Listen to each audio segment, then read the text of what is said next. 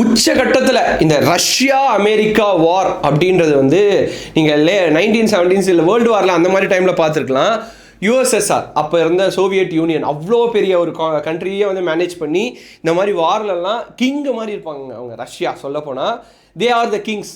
America என்ன தான் வந்து பயங்கரமாக நான் இதை கண்டுபிடிச்சேன் அதை கண்டுபிடிச்சேன் ஸ்டெல்த்து மேலே பருக்கிற நிறைய மிசைல்ஸ் இருக்குது அப்படின்னு சொன்னாலும் ரஷ்யா வந்து நான் முன்னாடியே சொன்ன மாதிரி நிறைகுடம் எப்பவுமே வந்து கூத்தாடாது. அது வந்து ஒரே இடத்துல நிற்கும்.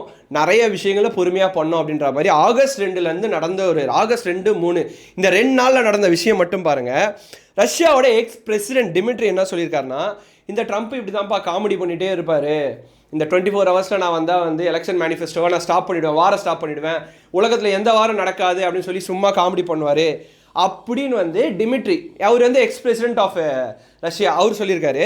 ஸோ அதுக்கு வந்து ட்ரம்ப் வந்து என்ன பண்ணியிருக்காருன்னா, இமீடியட்டாக நீ ஏன் ஒரு வந்து ரிட்டையர்ட் ஆனாலும் நீ எல்லாம் இந்த காமெடிலாம் பண்ணுறிய, உனக்கு கொஞ்சமாச்சும் அருகதை இருக்கா அப்படின்னு சொல்லி யார் ரஷ்யாவோட எக்ஸ் பிரசிடென்ட்டு அவரை வந்து இவர் டைரெக்டாக கலாய்க்கிறார். இது